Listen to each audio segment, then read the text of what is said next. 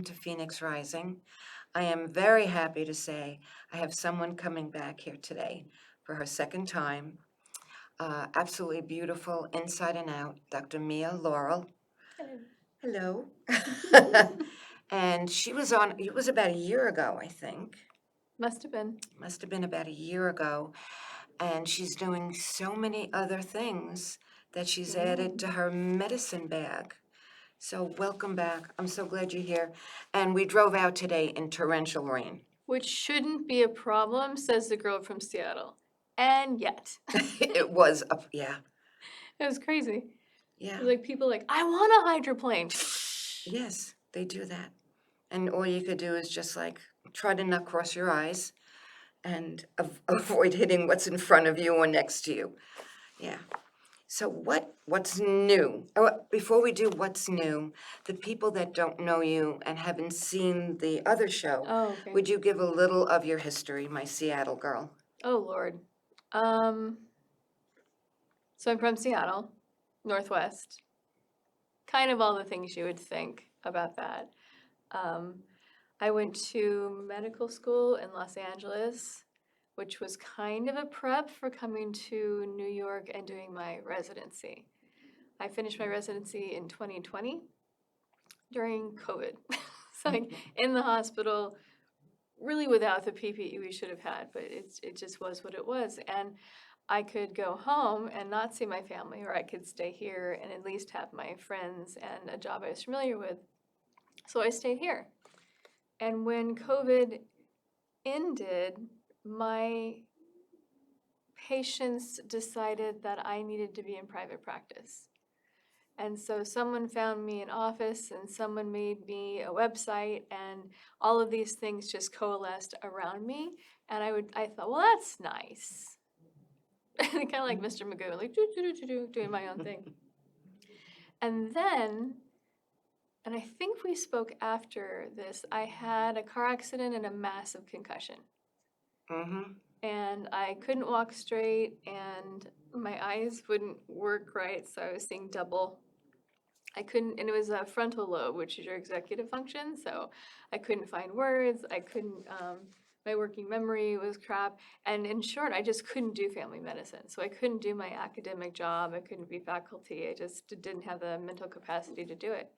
But OMM is something that uses a different brain center. So my fellowship, or my residency was family medicine, my fellowship is in neuromusculoskeletal, which is a very long and fancy way of saying I put my hands on people and their pain goes away.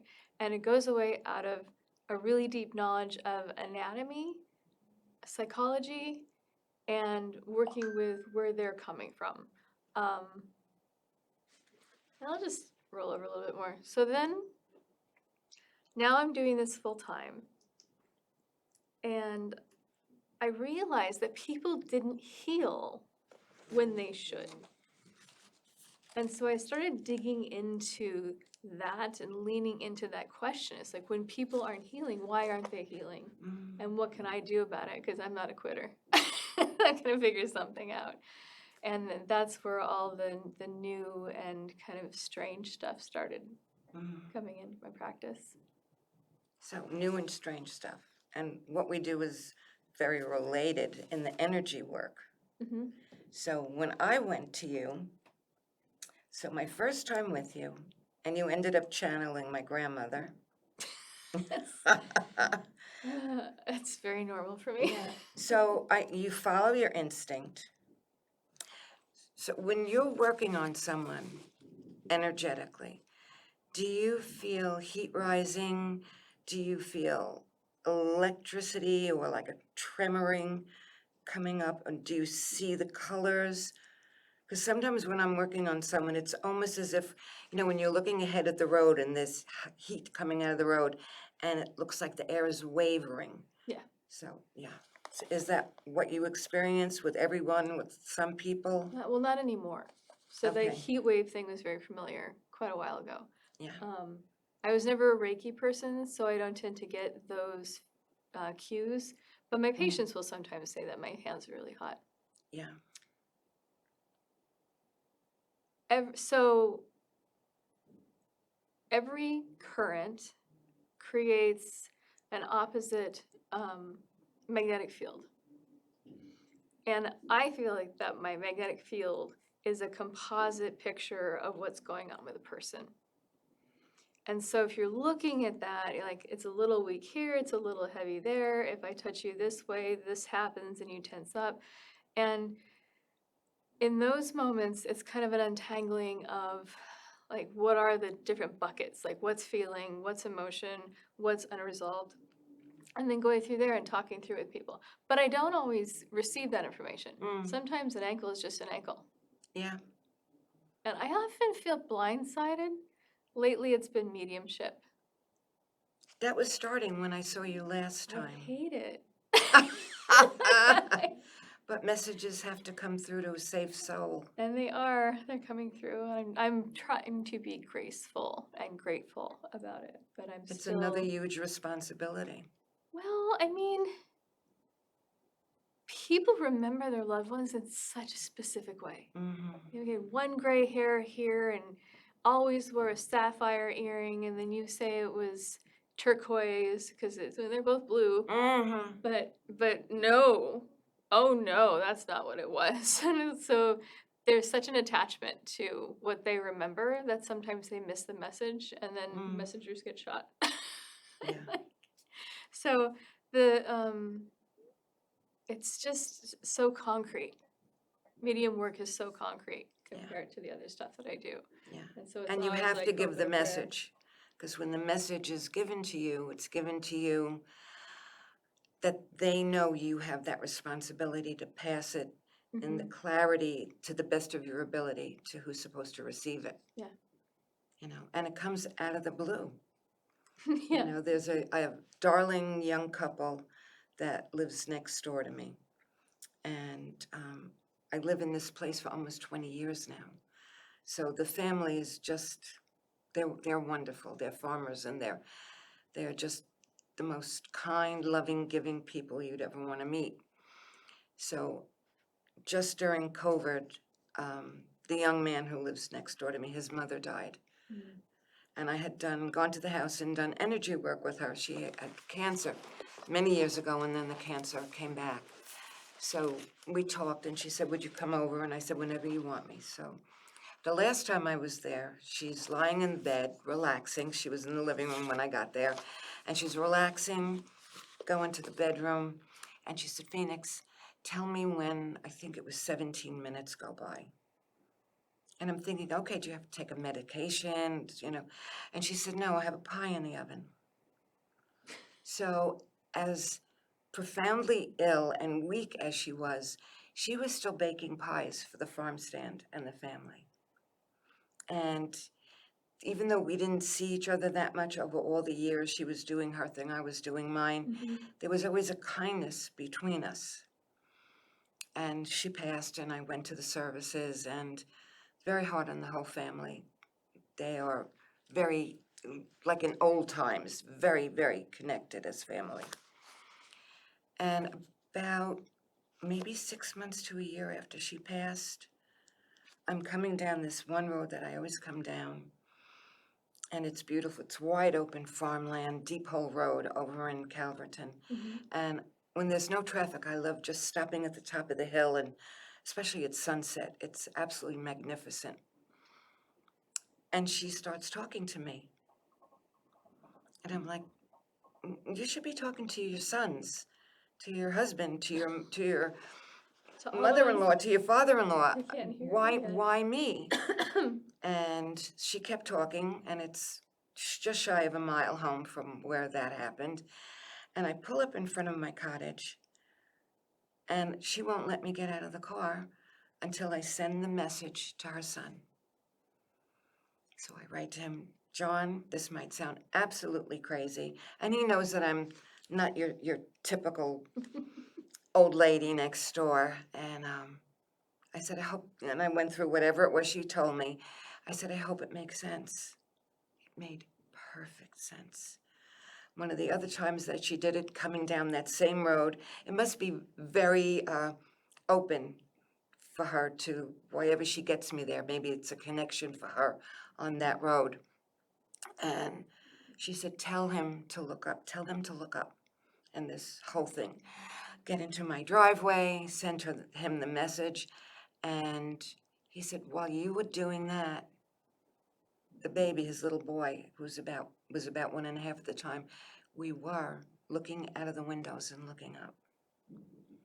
So just unexpected from a source you never thought would come and talk to you. You know, I'm sure your animals talk to you. Sometimes more than I'd like them to. And what's the usual message? Usually they want a different spot on the couch. Okay. But it's really anything. Anything you'd expect Yeah. a living thing to want. Attention, help on the stairs. Mm-hmm. A lot of disgruntled energy about the couch, though, because that's where we sit as a family and we cuddle. Okay. And there's a lot of, positioning around trying to get the best spot. Okay. So They're whoever gets very there verbal. first, yeah. Very, very verbal about that. Yeah. So what have you brought new into your medicine bag from the last? Do you do cranial sacral work too? That's a sore point. Okay. Because some do, some don't. Well, I do cranial osteopathy, which is the medical version. Okay. So along with the residency and my fellowship, I did 4 years learning how to be an osteopathic physician, how to touch, how to heal. And part of that was in-depth learning in cranial osteopathy. Okay. Upledger was a doctor in the 50s, 70s? Yeah, there's the Upledger Institute, I think, in Florida now. Yes, in Florida. So he took a version of what we do as doctors and made it accessible to like massage therapists and Okay. weekend courses. And so I think it's really powerful work. And I think that, just like any other energy work, if you're good at it, you're good at it. And it doesn't matter necessarily where you got it. But specifically, we move bones around. We're working like with sinuses and ears and unclogging faces. So we have the energy component to it and a deeper sense of the anatomy. Mm-hmm. So yes, I do that. Okay. You never know. And that's in conjunction with working on the rest of the body. And I've been doing that for years. Yeah. Yeah. As far as, so the query was, why aren't people getting better? Yeah. And I just dug in and I read a lot, books, scientific papers, talked to people. And what I noticed was it was either something to do with the neural system, so my nerves aren't firing right, or I have an emotion I haven't dealt with, and then that evolved further into my perception of reality is skewed. Mm-hmm. And if you think about it, like depression and anxiety and ADHD and autism and traumatic brain injury, something happens where the information coming in does not match like the communal information that other Yeah. people are receiving. So,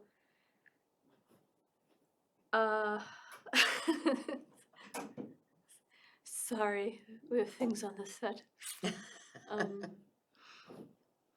Little presences going by. So I have this machine, ISIS. It's been FDA cleared for mood, and they're working on clearing it for traumatic brain injury.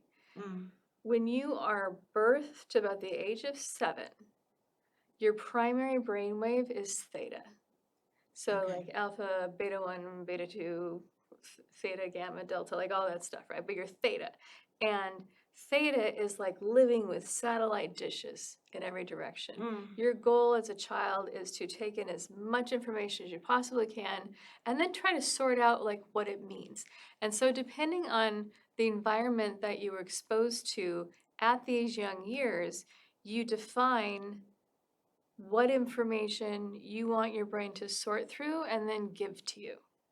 Because their brain catches billions of different signals, but only maybe million make it up to your head that you can start actually doing something with. So the majority of our consciousness actually doesn't really come from what we see, it comes from what we don't see. Okay. And so this is a transcranial microstimulator. It has little electrodes, kind of like neurofeedback, but not as messy, not in your hair. It's a slower session. People don't get overstimulated by it. Like the EEG is a messy one Oh with the God, it's gel in hairy your with your hair. hair. Yuck. Well, and with my concussion, I mean, I That you did had all to, that. Like, I yeah. did vestibular, I did my vision therapy, and I started to do that. And after like 5 weeks, I remembered a word. I love words. Language is important to me. So I remembered a word. I was so excited. I was Yeah. telling everyone that I remembered a word. I had one session of this, and the wheels were coming off because I went from kind of like a shamanic journey straight into this heavy biochemistry practice. And I went to the back of the room where the guy was, and I just said, I can't, like, I can't get through these days. And can you help me? And so he did one session. I felt a little sleepy. Finished the day, which I wasn't going to be able to do, but I did. And then I went back to my room and I slept one night, and it was the equivalent of having slept like 3 or 4 concussion nights. Like, that's how long it would take for me to get myself back Yeah. together. So in your brain, with these pathologic theta waves, either because something happened to my head, a traumatic emotional experience, or just something that's left over from when you're a kid, it's just so cool. You get nudges. So you put them here, you put them here, you put them there, and then you're done. You can take it down into the body if you're dealing with chronic pain or somaticized pain. But it's like you're riding along the bus with your theta waves, and something goes funny, and you go, and the is startling. Not upsetting, but a little startling. And in that moment, you are not being exposed to these automatic responses. In that moment, you're exposed to what you're actively thinking, what you're actively doing, and you can recreate and rewrite the way that you receive information. And so people have gotten off their meds. Housebounds are not housebound anymore. They did a study, and it was a 2 standard deviations above the mean, which mean like 97 people got better. Yeah. And then it was a 95% confidence interval, meaning we're 95% sure we can do this again. So that was one of the pieces that I brought in. The next thing that goes wrong is biochemical. And you've heard a lot about the IV hydration and people bringing it to your house. Yeah. I don't do it that way. I do that like a doctor. You know, it's like you're not telling me that we're working on your skin. I'm telling you we're working on your adrenal system. And I really focus my work on what's called mitochondrial decay, which is also something you're going to hear in the news. If you haven't already, it's getting bigger and bigger. But a mitochondria is an organelle, like a little piece that's inside of every cell except your red blood cells. And if it doesn't have the right vitamins, if it doesn't have enough oxygen, if it doesn't have enough support in the cellular environment, and it's getting too acidic, or there's the free radical balance is off, they stop working. And it's been connected to developing chronic diseases, accelerating aging, and death. And so there's a lot of different ways to address that. Yeah. Because I tend to deal with pain a lot. You know, I've got teenagers with the sprained ankles. I've got older guys with torn rotator cuffs.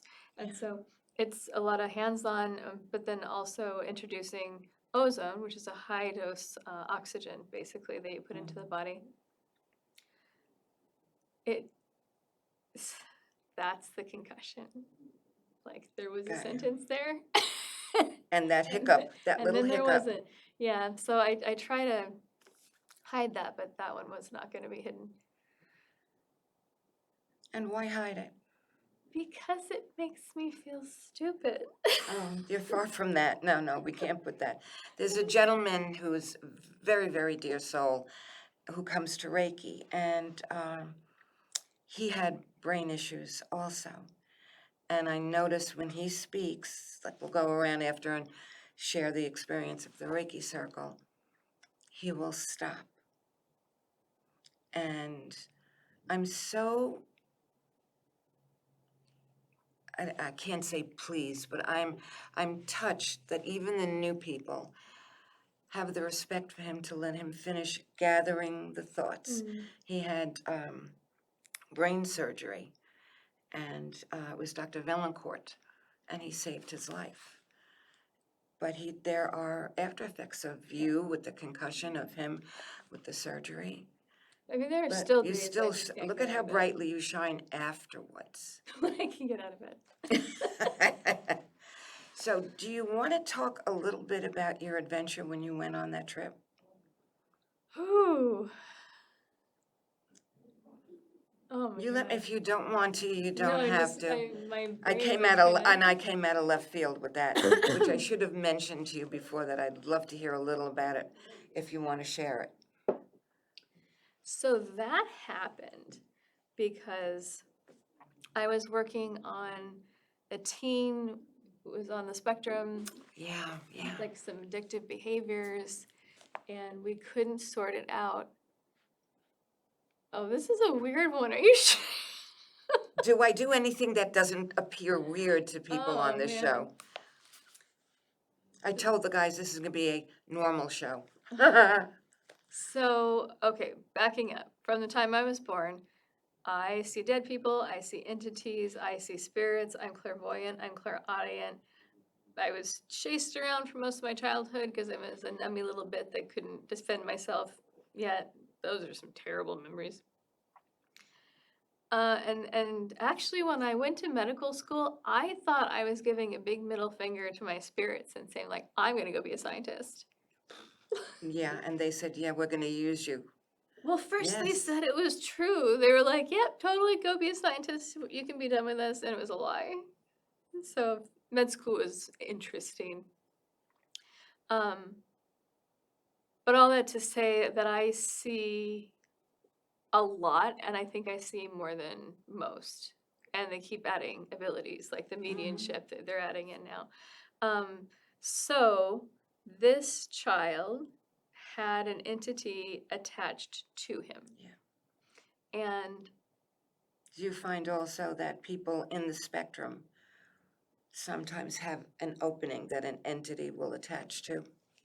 honestly, anyone with a mood disorders, they're porous. Yeah. And there's the sense of, if I don't know who I am, how can I say that that's not me? Mm-hmm. And I think that's something that gets battled with, Yeah, which my is part of why I ex-husband love had the an ISIS. entity attached to him, and Yeah. it was very, very negative energy. So after a lot of discussion, his mom and I decided to take him down to his country of birth and see if we couldn't sort this out. So she found a local Mayan shaman, and I went along. I thought I went along because I wanted to see what this person did and what was their practice like and how is it different than me, and learn something. And in the end, we really worked together. Yeah.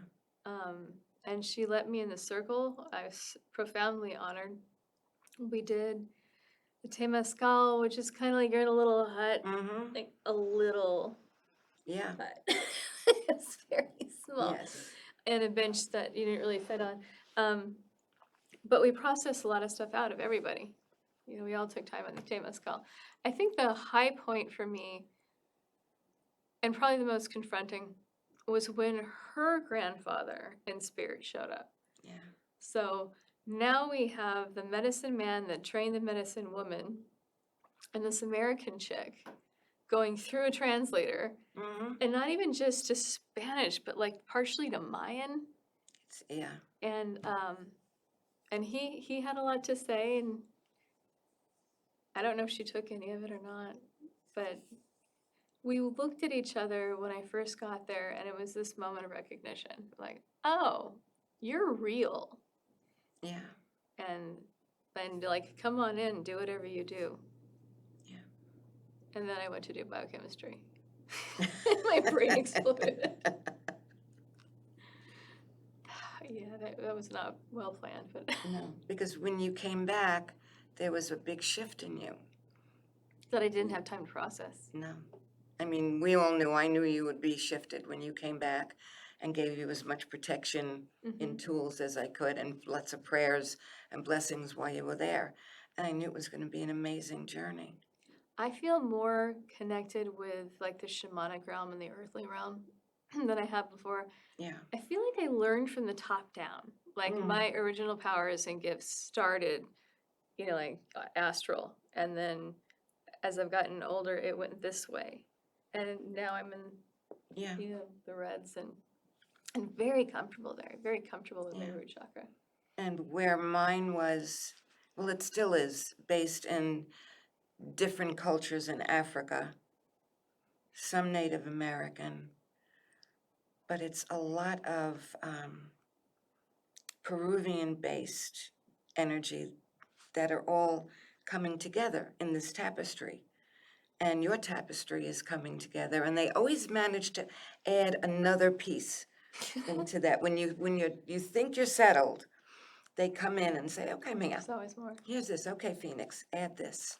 I think in the next 2 to 3 years, they're starting to have me realign and identify as First Peoples. Like, I'm not from here. Like, I'm not Navajo, yeah. I'm not Cherokee, but I am First Peoples. I am of the earth from the Philippines, dirt and soil. And I feel like that's something that I've overlooked a lot because, like, it didn't count if it wasn't Native American. Did you ever take yourself into a past life regression? I try not to. Okay. Because the first past life regression that happened to me was spontaneous. I was not expecting it. It was part of remember transformational breath was so big, and it was part of the end of my training. And I was seated outside on this person's deck where we were doing the finishing up. And we were doing the breathing, and I was out of my body. I was not here. I know where I was, which I will talk to you about at another time. I was not here, but I did hear a dear friend. I don't know if you know her, Susan Bailey. Yeah. Yes, Susan was right there on my right side. I felt the sun on my body. When was this? When did she pass? Susan didn't pass. Oh, okay. No, she was here at the physical body. Got it. And she was saying to the other facilitators, come here to Phoenix, she's not breathing. And I could see from where I was very, very happy, that I didn't want to come back. And it was Native American based where I was. And this is before I met Scott. And then it moved to being African based. And I saw Scott before I ever saw him here in the physical. And while that was going on, it was like bilocation. And I feel them tapping on my thymus, saying, breathe, you have to breathe, you have to come back. I'm sure they were having small fits because they're going to have to call 911, call an ambulance, and what were you guys doing here?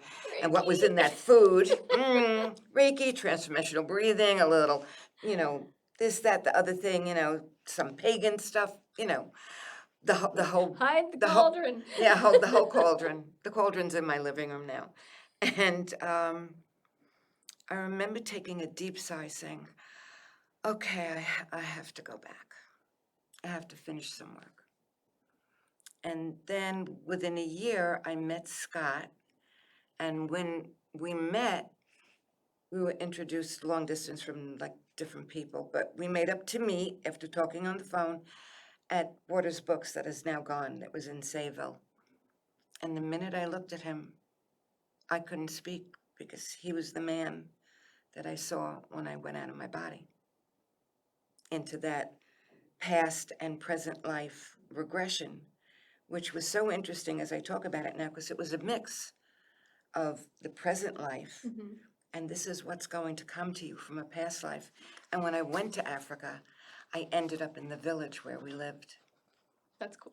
That was wild. That was absolutely wild. And I met my son, this wonderful young man named Oliver. And Oliver, I'm going to send you a link to this so you can see it. He's my son. He's my heart. Yeah. And on the other side, I've drawn people that I met later, Mm. but they, how do I say that? They had meaning, but not like that. Is there a remembering for you when you meet people? Some of them, it can't be all.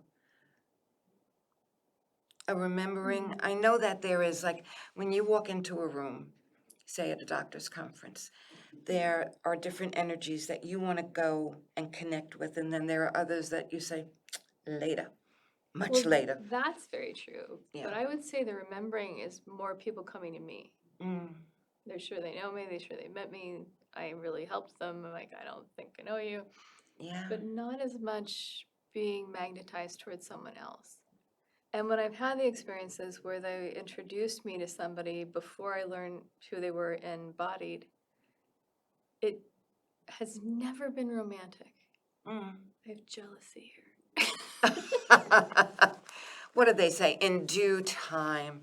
That's enough due time. I know a number of people that would say, okay, like, how about now? Honestly, now is also the first time where I've like, I don't have time for any of this. No, Like, not right now. mm-mm. And we do know intellectually that when it is the right time for someone else to come into our lives, they'll be there. But even at my age, people have said, our clients have said to me, you married? I say, or something about my husband. I said, I don't have one of them. And after Scott passed, I did have 3 significant relationships. But I am so comfortable in doing the work and sharing the gifts that I really, if somebody comes along, fine. If not, I'm super happy about that too. I think this is the first time in my life I've actively not wanted a relationship. Yeah. Kind It's of like, nice. yeah. Like, same with you. I'll go with my friends. We'll go have dinner. We'll go see a show. That's more than enough. It's good. And the animals are the best. They do make cuddle bunnies. They do. They really do. And I will be bringing some blankets and food to the shelters that they could share with the kittens and cats that were rescued from Do that. you know if they take dog clothes? I don't know, but even if you bring it, they could use it for the different dogs in the shelters themselves. Okay, because I've got a The couple kids have heavy grown out of coats. some of their clothes? I don't even know how I came. They never liked them. So my Yeah. bulldog, Mm. she's a miniature bulldog. She's about this big and she weighs, I don't know, about 50 pounds. And she is adorable. And well, I'll hold it out and she'll pick her sweater, and if she wants to go swimming, she'll nudge the life jacket. Mm. She's gonna miss the pool this year. There's no pool at the new No house. pool this year. Mm. Maybe you could get an above-ground pool. I don't know. There's a hill. I figure we'll try some wading pools and go to the bay. Yeah, yeah. But the Uh, others don't want to go swimming. They don't care. Not even a little bit. Tucker can, but only at the dog beach with the boys. Oh, okay. Definitely settled. So tell people, before we end up with no time, how do they get in touch with you? It's getting easier. So my Is office the is now website is still condensed. under construction? We had some issues, but I think they're resolved now. Okay. My website is almost entirely informational, and I forgot to make it sales too. So that's kind of being overhauled. I'm at 201 Montauk Highway in West Hampton, Suite 3, West Hampton Beach, right off of Montauk. My website is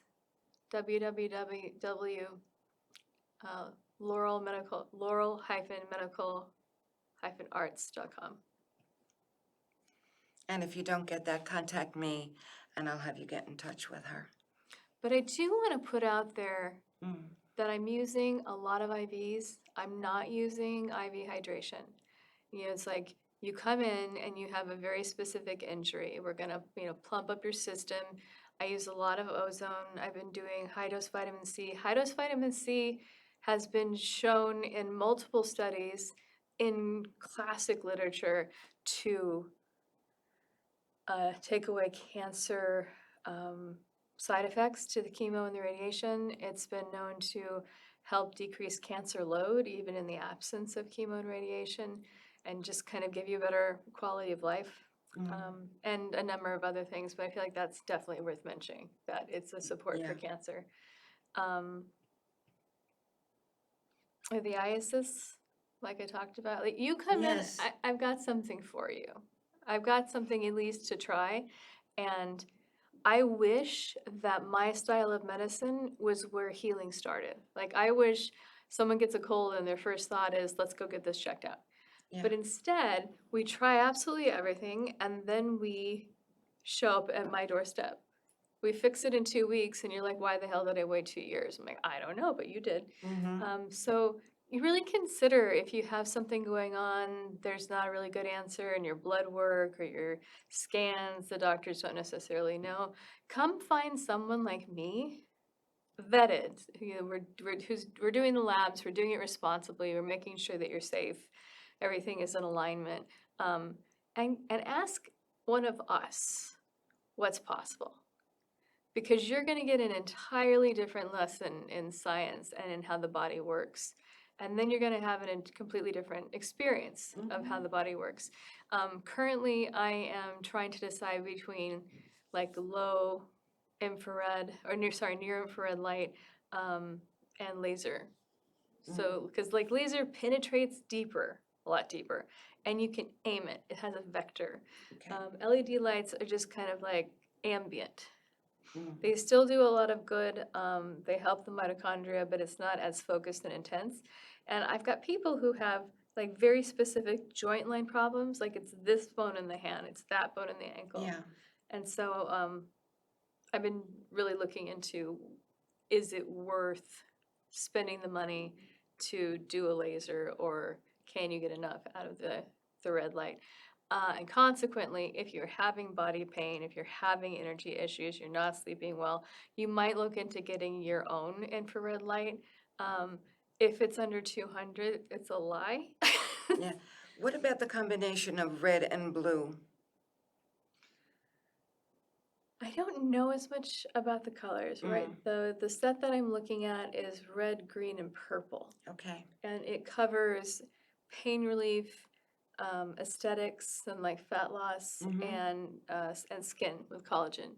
Okay. So it seems to catch the big ones, but it's not like one of those Cleopatra masks that has like 16 No, I different see them colors. and I'm like, okay. Yeah. So I'm really always looking for the thing that's in the way of my patients, and then addressing that to the best of my ability. And frequently that means I go reading and reading and reading, and asking questions and listening to podcasts and looking at the science. So it's really important to me that what I'm doing is legitimate, and what I'm doing makes a difference in someone's life, because it can't just be about marketing in my practice. Like it has to be about living a better version of yourself. So what is that called? ISIS? Well, there's ISIS, there's the ozone IVs, which did pass phase 2 trials in the FDA, so it is safe. It's delivered with macrohemolytic concussion. Yeah. Almost Hiccup. made it, almost. Hiccup. And in the last 50 years, I believe, we've only had 2 major injuries, and it was not because of the ozone. It was a reaction someone had to the heparin that we put in to make sure we avoid blood clots. There are other versions where they just direct it into your system, into a vein, which I would never do, and that has killed people. So just kind of knowing those distinctions, that delivered the way that I deliver it, that people like me deliver it, is actually very safe. Vitamin C and high dose ozone, there should be some blood work done first. Okay. The ISIS sounds similar to me in its method of transmission to the TMS, transmagnetic stimulation, and that's used for depression. Did you ever see that? Most of those tend to overstimulate the brain, and it's really difficult to get the right dosing. So the thing that's Okay. really new and special about eye assist is that it's able to give you that nudge without shoving you over the edge. Okay. Yeah, and then people go home and they feel great. And that's what we want. Yeah, Yeah. and they're monitored closely. We do before and after surveys at the time of the session. We do before and after surveys when they go home. Okay. I guess that would be after. Um, So you're and doing then we that in West adapt. Hampton now?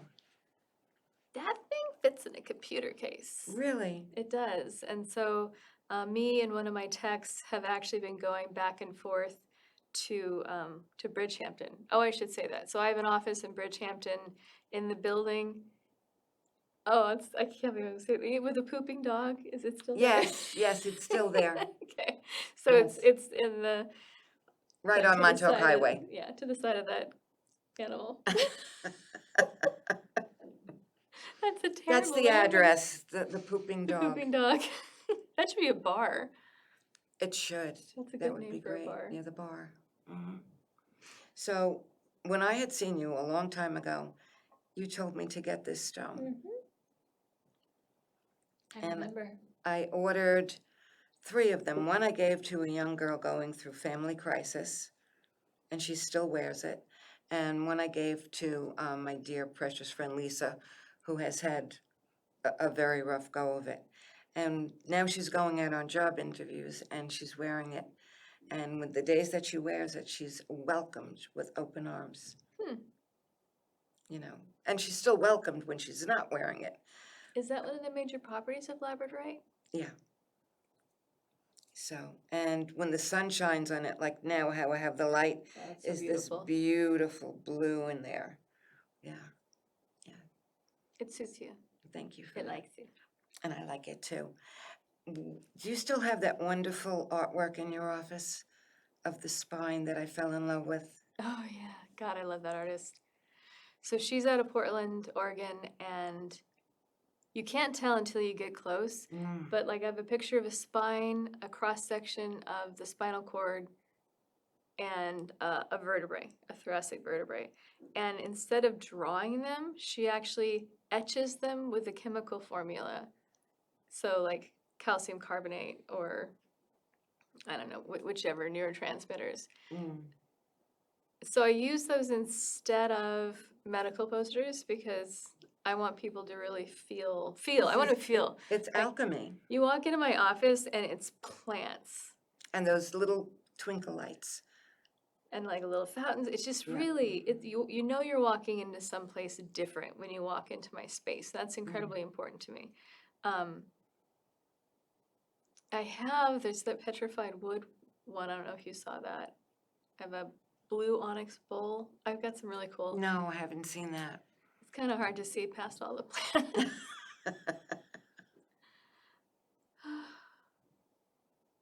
It's an interesting journey, isn't it? I never know what's going to happen or how it's going to work out. So, and we don't really make plans, but nothing's set in stone. What are your ideas for coming up for, just say, the rest of 2025? So I'm going to a conference in a couple of weeks in Florida, and it's about prolotherapy. I do prolozone, which is a combination of a vitamin cocktail essential for the function of the mitochondria, followed by an ozone gas injection that uses that fixed environment and all those things that the mitochondria need to actually get kick-started. So you can use that in areas of injury. I've used it with like the torn ligaments in the ankles, shoulder problems in older people.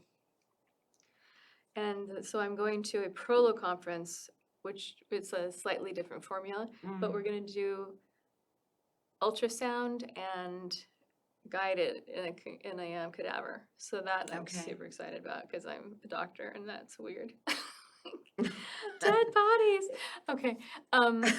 That was weird. That was weird. Oh my goodness. Celebrating. But all that really is the suitcase. It was just the container that the essence of the person was carried they're around long in. gone. If you've Yeah. ever been around a cadaver. I went on a date and he worked for like Henley Schlein or Schlone, which And, Henry Schein, yeah. Schein, Yeah. thank you. And I was like so excited because I love my job. So you must love your job. So what do you sell? Like, what's your part of the market? What are you doing? And he started talking about needles. And I was like, I love needles. I was like, oh my God. That day just went down the shitter. How did he look at you after you said, I love needles? Kind of crazy. Yeah. Oh, yay, dead bodies. Oh, needles, yum. It's just so exciting for it. And I love biochem and okay, so that's one. Um, I've got a lot of interest in EDTA, which is a chelation Mhm. thing. There's some conjecture that it can help get rid of plaque in the arteries because it pulls the calcium out of the plaque. I don't know that I believe that, but it's something that's out there. It is known for chelating heavy metals and other toxins that get built up in our body. And sometimes you have to do that kind of a therapy before you can do an ozone, or it just doesn't work right. Okay. There's more. Oh, my office is expanding. So the main office at 201 Montauk is actually going to be gaining another like 1,200 square feet You going up? down or across. Okay. So the guy next to me is giving up a few back rooms so that I can have a bigger good. space. So then I can have a closed room for when I'm doing like the more emotionally touchy stuff. Mhm. And then another room where people can be doing IVs and red light therapy or laser therapy, whichever Okay. I choose, do that kind of thing. And then I've got one more course coming up with Frank Schallenberger, who's like the one to go to. He's the guru on ozone in this country at this time. And so I did the injection prolozone course, which I was already talking about. And this next course is about injecting spine. So some more central things. Into the spine, into the discs? Not entirely sure, Okay. but he's teaching it and it's about the back and I want in. And I went in. So is it for structural issues in the spine or? Yeah. Yeah, okay. It's been a neat back and forth. And it's fun when someone shows up on the table that needs more than just physical healing. Yeah. So do you think, here comes another left field for you, that having this gone through the concussion opened you up energetically?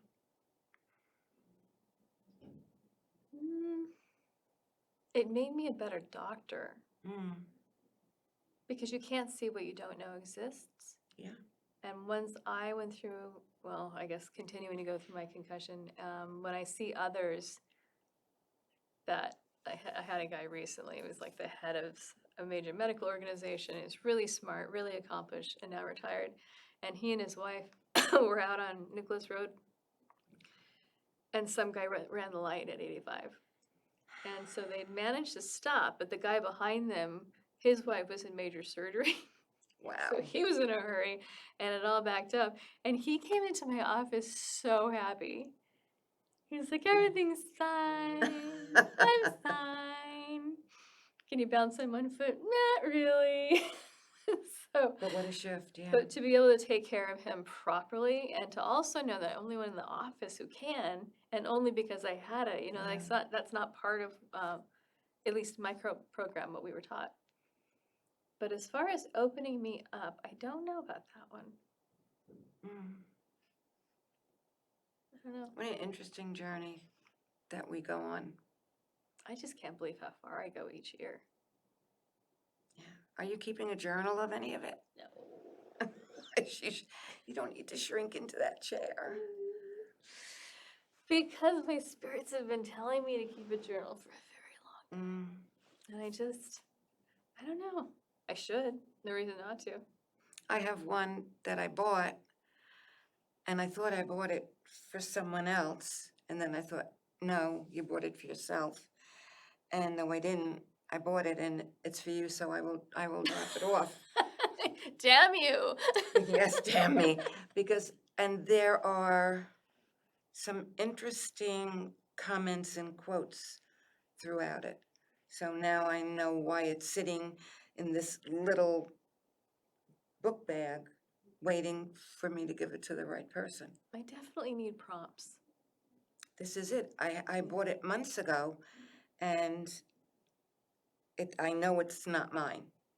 I know I bought it that day, and it was like, no, it's not for this person. I'm not giving it to them. Maybe it's mine. And I looked, and it was like, mm-mm, it's yours. See, if you didn't come on today, I would still be walking around not knowing for a while until we met for brunch that this is for you. Well, I thank you, because You're it's welcome. a necessary to do. Yeah. And maybe the little comments on the pages will help you, or, to stock up in your file cabinet. I mean, the biggest thing I've been led to is that I need to start doing podcasts or YouTube videos. Mhm. And it's like, what do I have to say? A lot. You filled 55 minutes. Okay, well, that's a point. And it just goes as conversation, as things, because everyone knows that there's no script when we do shows, when I do shows here. There can't be a script because spirit comes in no matter if it's you, if it's a musician, if it's an author. It doesn't matter who sits here. Spirit just comes along and says, let's do it. Can I ask what you were hearing from my spirits that led this conversation? Come on, guys, this is where we talk. Yes, and they do, and right now they're laughing and poking each other. Yeah, it's So my what crew. led this conversation is because you are resistant,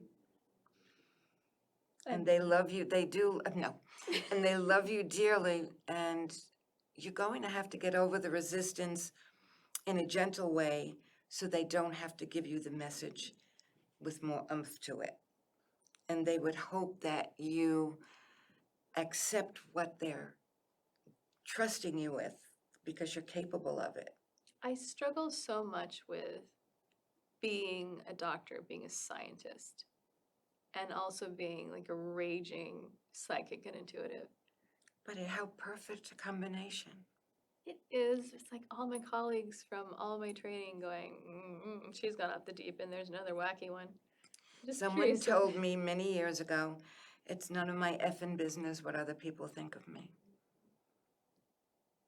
And What if I they could- don't have the gifts that you've been entrusted with. And it is a great responsibility that a doctor, a scientist, a light bearer brings, especially in the time that we're in now. The universe needs healing, not just this community, this county, this state, this country, this world. The universes, the galaxy, all need healing. And we have to do it without our egos and question, because when I do my affirmations in the morning, I say, thank you for everything, and thank you for this journey that I'm so humbled by. And I know you have that too. It's like, holy cow, after I finish with someone and listen to their feedback, I'm like, who are they talking about saying all these thank yous? And I do say, it's not me, it's what's channeled. They found a safe, I describe the channeling as like, the paper towel tube. And it goes through, it sounds nicer than the toilet paper roll tube, when you say paper towel tube. But we all have such amazing gifts, like Joe Giaquinto, psychic, medium, but he does spirit photography.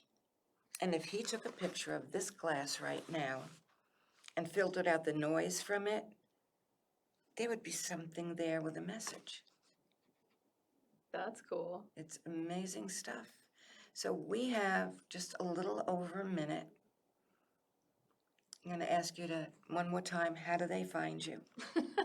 I get straight this time. So my main office is at 201 Montauk Highway, Suite 3 in West Hampton Beach, right off of Riverhead Road. You take a turn next to Dunkin' Donuts. That's a better. Yes, that's the better one. And then the other office I'll be using, at least during the summer, I'll be there Mondays and Wednesdays, and it's in It's in the courtyard next to the pooping dog. Yes.